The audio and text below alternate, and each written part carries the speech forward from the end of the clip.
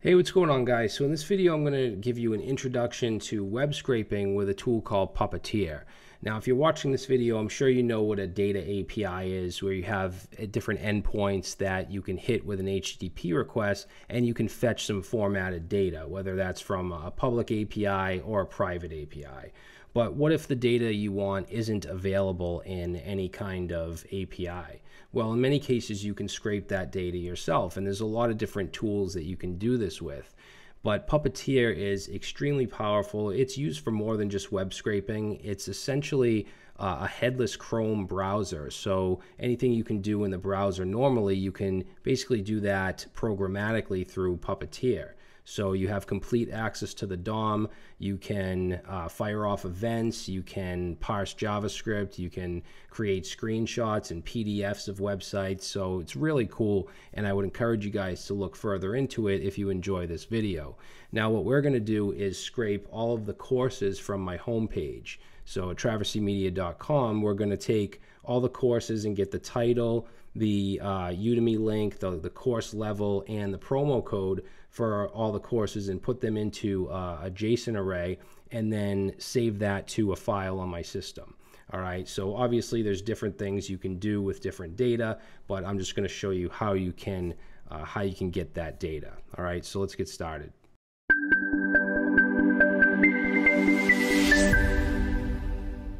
All right, guys, so we're going to get into this, and I would recommend that you follow along. You don't have to, but I would recommend it. So this is the Puppeteer website where you can find all the documentation. It's pptr.dev.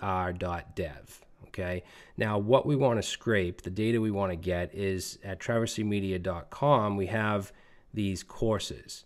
Okay, so all these courses right here, I want to get them. I want to get the title, the level, the URL for the Udemy link, and then also the promo code. All right, so I want to get all that, put it into JSON objects in an array, and save it to a file. But I'm going to show you a couple other things along the way that we can do with Puppeteer.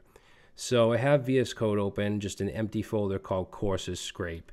And of course, you need Node.js installed. If you don't have it, just go to nodejs.org, download and install it, and you'll get Node as well as NPM, which is the Node package manager. So we're going to first run npm init and just add a -y, so we don't have to go through the questions. And that will just initialize a package.json file, which holds our scripts and dependencies and all that. And then the only dependency we want to install with npm installer npm I is Puppeteer. So let's do that. And that will create our node modules folder with Puppeteer and all its dependencies, and it'll get added here. Now, the file that basically our entry point file, I'm going to create that and call it index.js. You can call it whatever you'd like. And then I'm going to create a start script for that, which you don't have to. You can just run node index, but I'm just going to make it so we can run npm start. And in here, we want to run node index. All right, so if we save that, and then in our index.js, we'll just do a console log. And then down here in our terminal, we'll go npm start, and we should see that log. Okay, now the first thing we want to do, of course, is bring in Puppeteer. So let's do that. We want to require the package. And then all the objects that we're going to use, all the methods we're going to use are going to be asynchronous. So we're going to have everything in an asynchronous function. So let's create an async function. You can call it whatever you want. I'm going to call it run, and then we're going to run it. Now, the first thing we want to do here is open the browser or launch a browser. So we're going to create a variable called browser and then set that to await puppeteer.launch. So this is essentially just launching a browser programmatically so that we can do things like access different pages and elements on the pages, fire off events, things like that. Now, to access a page, we need to initialize a page variable, and we can do that with await and then browser, and then there's a new page method. Okay, now to go to a specific page, we want to await on page.goto, and then we can pass in here the URL of the page that we want to go to, which in this case is going to be traversymedia.com. Now, before I do anything else, I just want to go to the bottom here and make sure I close the browser, and we do that with browser.close. Okay, and then within here is where we can access DOM elements and do pretty much anything we want. Now, there's some other cool things I want to show you before we get into targeting content and data. So first of all, we can create a screenshot, and we can do that by await page dot, and then there's a screenshot method that we can call, and we just pass in an object with a path, which is going to be where we want this to go. So let's say example.png. Okay, so if I run npm start, it's going to run our index file, takes 2 seconds or so, and then you can see up here example.png has been created. Now it's going to set it to a specific size, and it's not the whole page. What you can do is you can add in another property here of full page and set that to true. If we do that and then I run it again, it's going to overwrite the initial example PNG, and now you can see we get the whole website as an image. Now you can do the same thing with a PDF, so I'll just copy this down, comment this one out, and instead of page.screenshot we can do page.pdf. I'll change the extension here to PDF, and then instead of full page we can put in a PDF format, and we'll just do A4. And if I save that, we run this file again, and now you can see we have a PDF. So if I bring that over and open it up, you can see it's not going to have like the same exact style or whatever, but it has all the content. So if you need to, for some reason, generate a PDF of a specific web page, you can do that. Now, I want to get into targeting some of the content now. So let's comment that PDF line out, and let's look at how to get the entire HTML of a page. So we'll create a variable called HTML, and we're going to set that to await, and then there's a method called content that we can call that will give us all of the HTML. So I'm just going to console log that, and then we'll come down here and run, and now you can see all the HTML for my home page is in the console right now. And of course you can do whatever you want with this. I'm just console logging it. So that'll get the HTML. Let's comment that out. Now if you want to get the title or really anything, if you want to target H3s or whatever, there's a method called evaluate on the page object. So let's say we want to get the title. So what we could do is say page.evaluate, evaluate, and this is a high order function, so we can pass in a function here, and then we have access to the document object. So I can say just document.title, and let's console log title here. All right, and then we'll come down, we'll run this, and we should just see the title of the page, or not, and that's because I forgot await.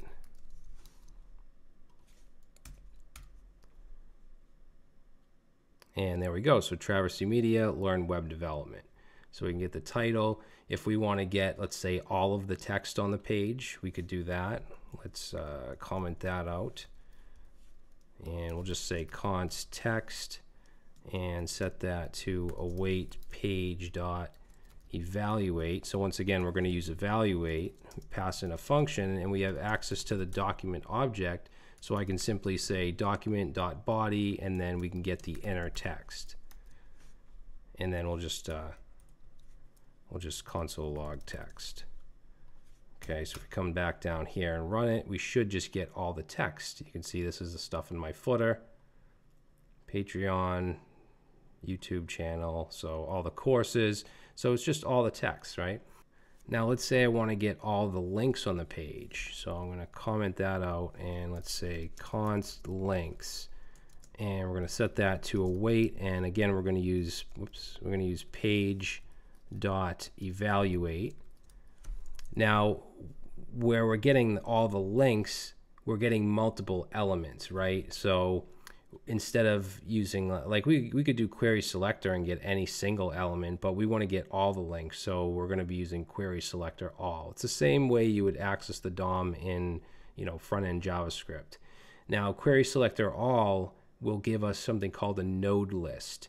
So we're going to pass in our function here, and we want to wrap our query selector all in the array.from method, which will basically create a shallow copy of an array from an iterable object, such as a node list. So in here, let's say document dot and then query select all, and we want to select all A tags. Let's close this up. So we'll pass in here A. Now array.from takes in a second argument, which is going to be a function, and we can pass in an argument here that represents the element, and we want to say for each one we want to get the href or the URL, so we can take that element and get href. Okay, so that should just give us all the links. And then let's just do a console log here of links. And if we come down here and run that, there we go. Make this a little bigger so we can see. So these are all the links that are on that page. Now we can do the same, basically the same thing to get all the courses. We just need to be a little bit more specific than just, you know, all the A tags. So what I'll do is let's actually copy this, and then we'll comment it out, and then we'll paste that in, and let's change links to courses, right? And then we're still going to do the query selector all, but now we actually have to look at the structure of the website in order to scrape it, because we need to know what to put in here. So let's go to traversymedia.com, and I'm going to open up my DevTools, and let's just take a look, because we know we want to get these courses. So if we look at the HTML, you can see there's a section with the ID of courses. So they're all contained in that. And then if we look further into it, every course has a, and down here as well where it says more, every course has a class of card around it. And if we look into that, every card has a class of card body and card footer. Now the data we want is in both of these divs. So in the card body, we have the title, which is in an H3, and we have the level, which is in a div with the class of level. Then in the footer is the, let's see, is the link that we want, the Udemy link, and then in this div with the class of promo code is our promo code, which is actually in another class called promo. Yeah, so we want to get that as well. So you really have to kind of, you know, go into the structure of whatever website that you're scraping. So now that we know that, let's jump back in here, and instead of just all the A tags, let's get the, let's say, courses. So the ID of courses, remember that section wraps around all of them, and then we want to get all the cards that are in that. Okay, and then here, instead of just returning all the href, I want to return an object of courses. So since I want to return an object, I'm going to put some parentheses here. Otherwise, it's going to just be looked at as a code block. So I'm going to put then my object in here like that. Okay, so whatever properties I put in here will get returned. So we know we want the title. Now, inside this card, we have two other elements that are wrapping the fields we want. We have a card body and a card footer. So here what I'm going to do is take the element, which is going to be the card, right? So we'll say E, and then we want to then use query selector on that, because we want to go into the card body. So card dash body, and then we know the title is in an H3 in the card body, so I want to get H3. And then finally I want the text, so I'm going to use inner text. Right, so that should give me the title. And we can actually just try this out, and let's console log courses, and then we'll come down here and run this. Okay, so it looks like I screwed something up. Evaluation failed, cannot read properties, null, inner text. Oh, I forgot the dot for the class. All right, let's try that again. And there we go. So now we have an array that has all the course titles, which is pretty cool. Now, I also want to get the level. Remember, the level is also in the card body right here. It's in the class of level. So what we can do is just copy this down, and let's change title to level and change the H3 to the class of level. So that will get us to level, and then we'll just keep going here. Now the other two things we want, the link and the promo code are in the footer. So let's do URL. So here we're going to do e dot and then query selector, and this time we want to look in the card dash footer, and we want the a tag that's in the footer, and we want the link, so I'm going to do .href.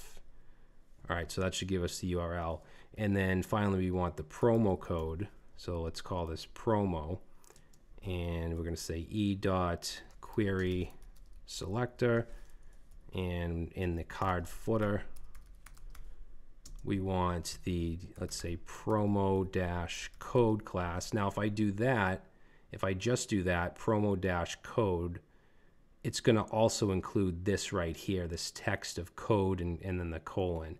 We want to go deeper into it, into this promo class, which will contain the actual code.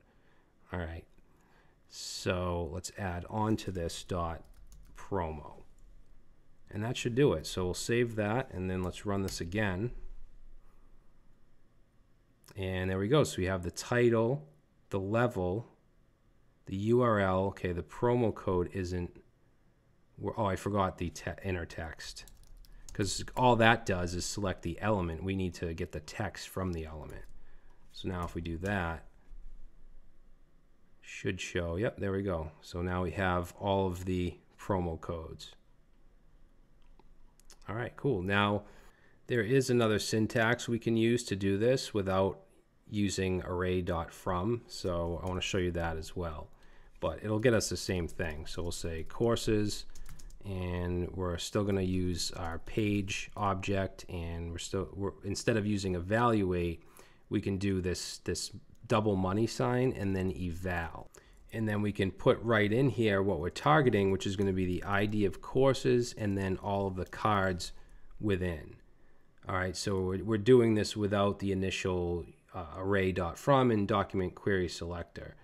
And then this takes in a second argument, which is going to be a function, and we're going to pass in here elements.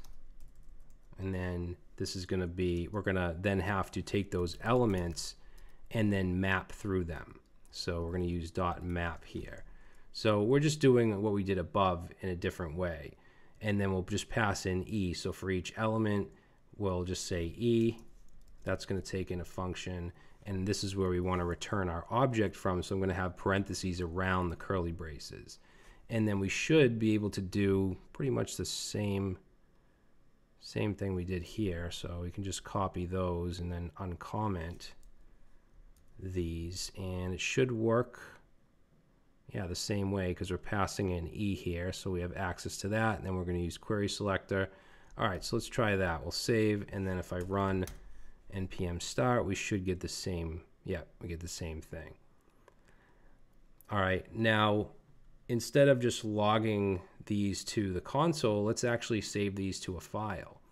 Now to do that with Node.js, we're going to use the fs, or the file system module. So let's say const fs and set that to require, and we want to bring in the fs module.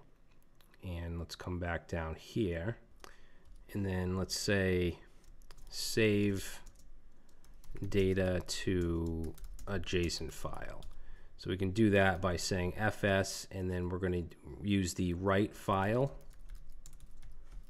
method and pass in a couple things. We want the name of our file, so courses.json, and then we need to, it needs to be valid JSON before we save it, so we're going to run it through json.stringify, and let's pass in here courses, which is our array, and then this will take in a callback with a possible error. Okay, and then let's say, whoops, let's say if there's an error, then we'll just, let's say, throw error, and then we'll just do a console log here and say file saved. All right, so that should do it. Let's open up our sidebar here and let's run npm start.